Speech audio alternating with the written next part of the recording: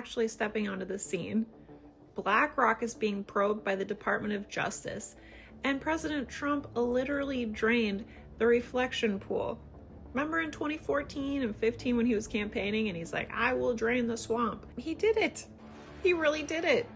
And we're watching it all unfold right in front of our eyes, and it's all connected. The quantum financial system is quietly stepping out of the shadows, and Trump and the military are setting the stage. 2 executive orders were signed yesterday on May 19th, integrating financial technology innovation into regulatory framework, and 2, restoring integrity back into America's financial system.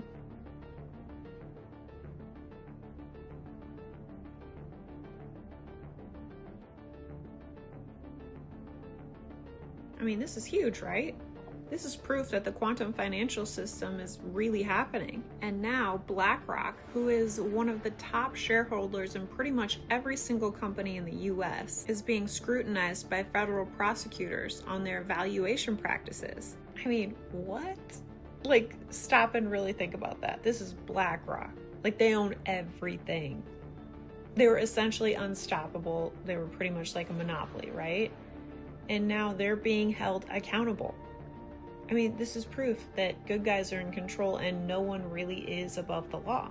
A number of class action lawsuits have been filed by investors that are claiming BlackRock's private credit fund company, TCP Capital Corporation, is making materially false statements and not properly valuing their loans. BlackRock is the largest asset manager in the US. So BlackRock's involvement in a scandal like this one, if they're proven guilty, it would trigger a massive loss of investor trust. And once the problem becomes trust, the problem no longer becomes credit loss. It becomes funding, collateral, withdrawals, and eventually it becomes banks pulling back and insurance companies reassessing their exposure. I mean, it'll cause panic and severe liquidity shortages across the 1.7 trillion private credit industry.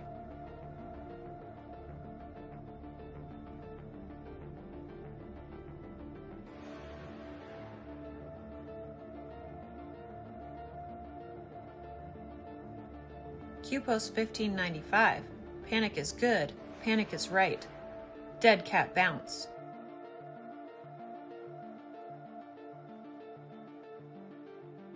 QPost 4348.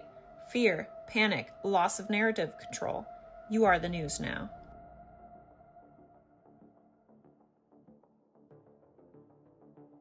QPost 2275. Speed, panic. Prepare for sky is falling week.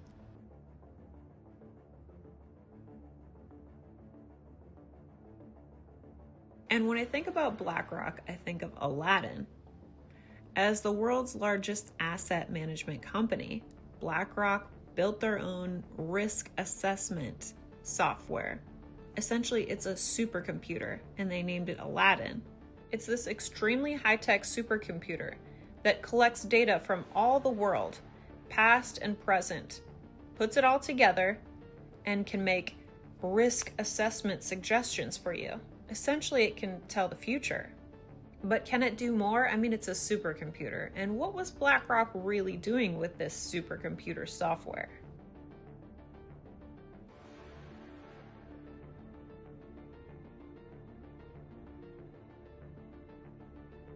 But what does Q always say? You can't tell the people, you have to show them, right? So I'm wondering if we're watching the declass and exposure of BlackRock play out now for the public so that we can connect the dots. But really, military and secret ops took care of BlackRock long ago, behind the scenes. I wonder if the downfall and takedown of BlackRock is connected to the executive orders that were passed long ago. Ruh-roh. What did you do, BlackRock? Did you commit crimes against humanity? Or was BlackRock using its supercomputer Aladdin for involvement in the election fraud? Remember, you can't tell the people, you have to show them, right? Are we watching the military seizure of BlackRock assets, but played out in an exposure way, in a D-class way for the public to see what BlackRock was really doing behind the scenes? I mean, look at BlackRock's holdings. Apple, MSNBC, CNN, Pfizer. What about these companies? Are they committing crimes against humanity or treason? Why did Apple's CEO just step down? Something about to happen?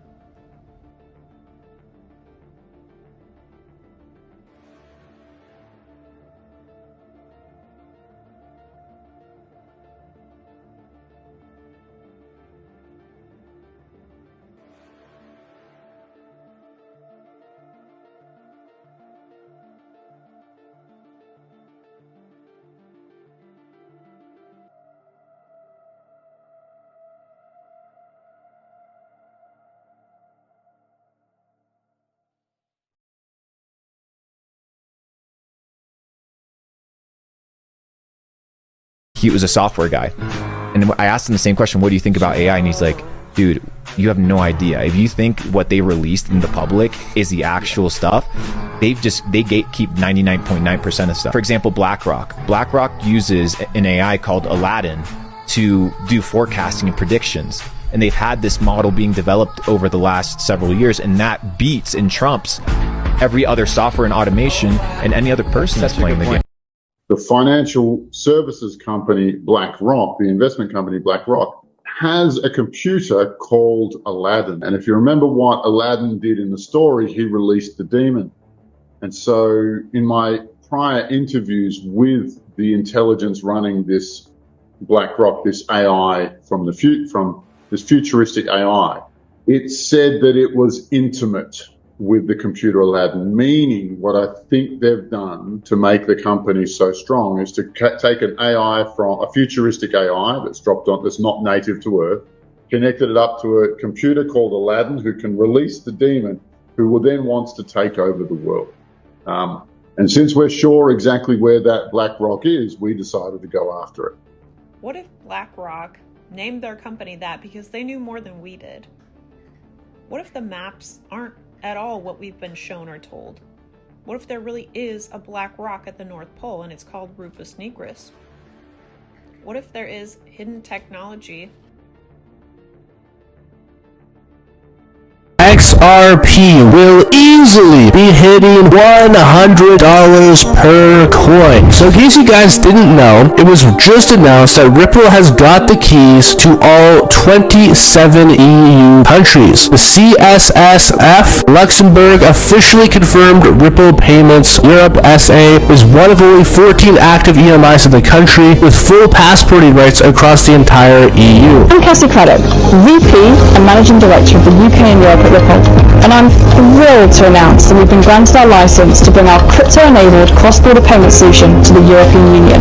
Boom! And this is over 116 trillion in euros in the non-cash payments market that Ripple is, of course, being part of. So this is absolutely incredible to see. This is no small amount of capital, guys. This is trillions and trillions of dollars that will be flowing through all of these new rails. And so I really can't tell you guys just enough how excited I am about what this means for XRP. I was actually crunching the numbers a bit. I mean, with hundreds of trillions of dollars flowing through the XRPL, easily we will see XRP go above $100 a coin.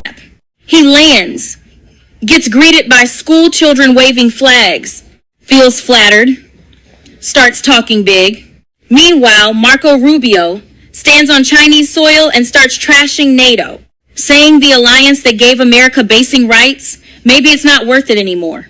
Now hold on, because that part matters.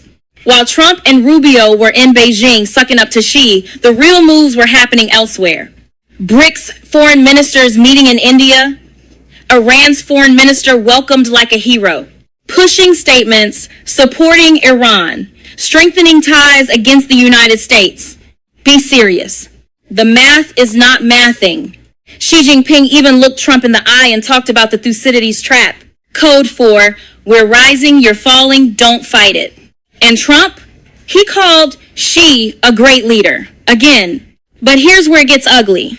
While all this was happening, the U.S. had to cancel sending thousands of troops to Poland, pulling forces from Germany, running out of money, running out of resources, sending the clearest signal possible to Russia and China.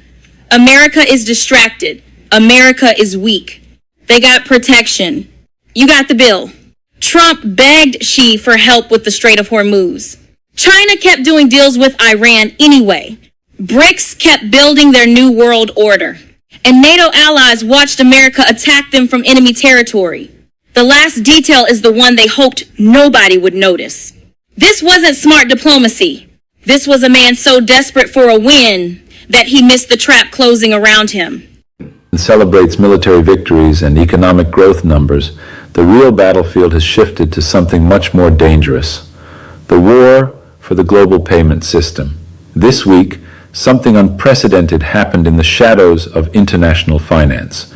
Brazil quietly activated the Brics bridge system, and for the first time in 80 years, major economies completed cross-border transactions without touching a single U.S. bank.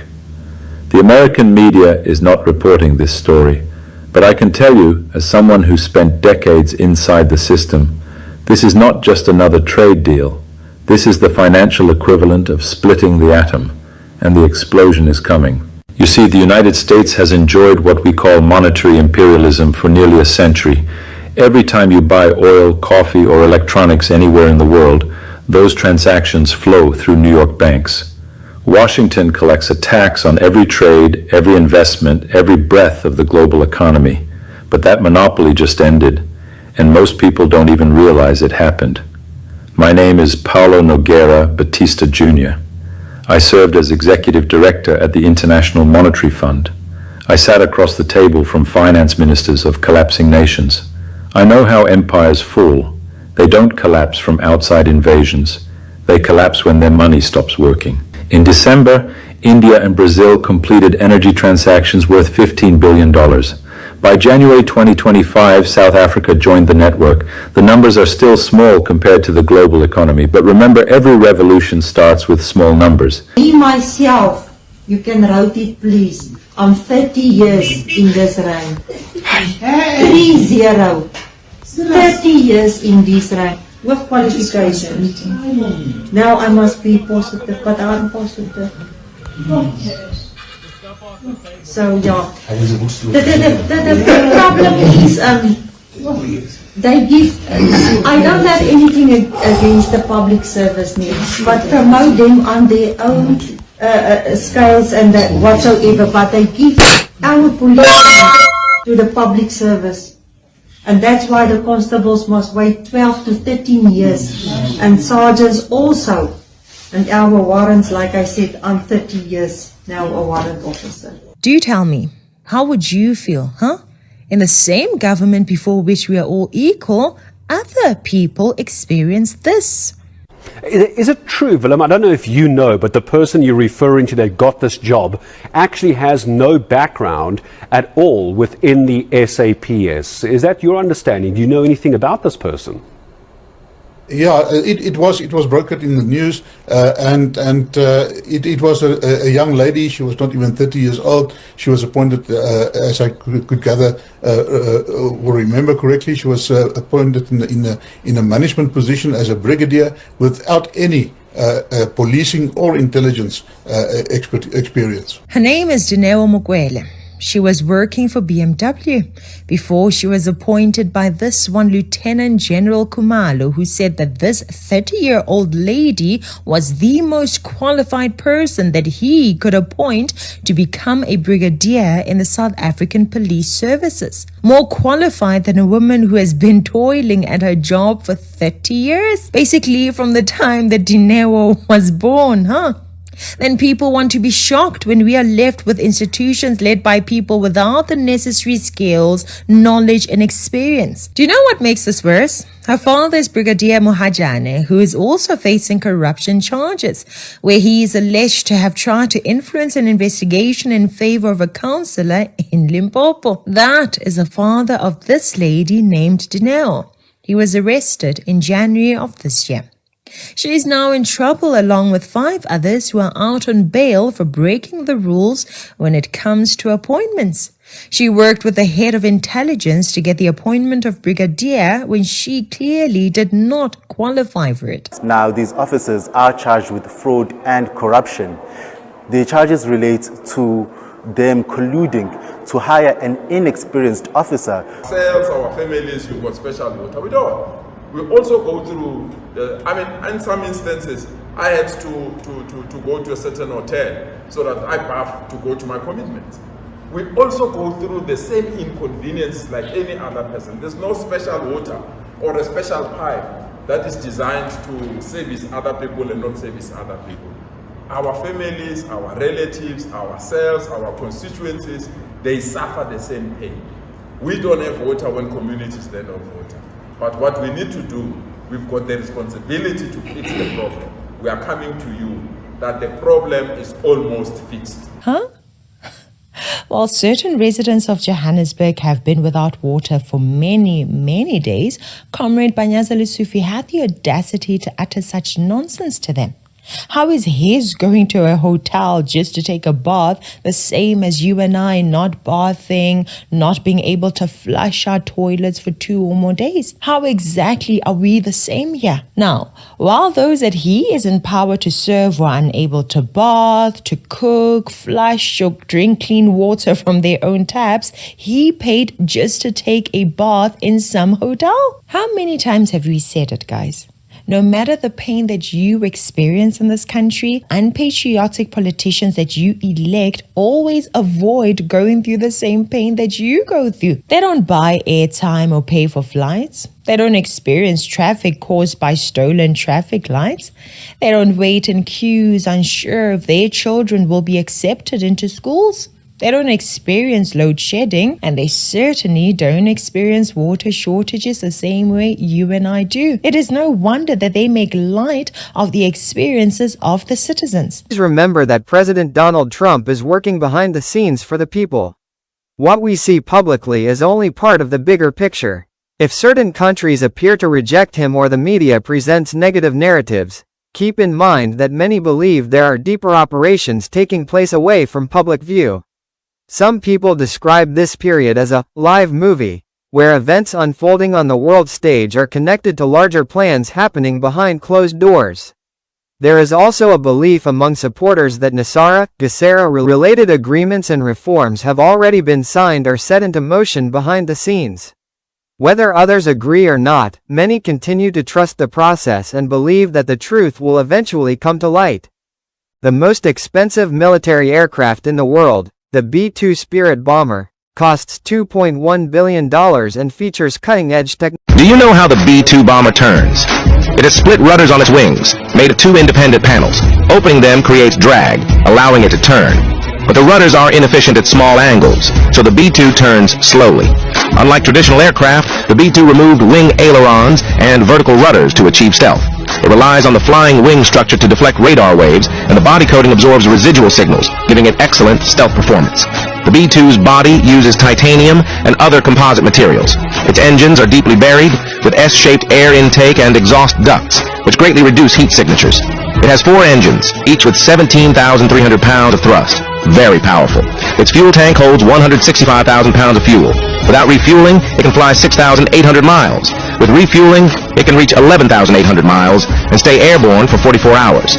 The belly weapons bay can carry 8,500-pound bombs, or 16 cruise missiles, each costing $1.5 million. The cockpit has ejection seats to protect the crew.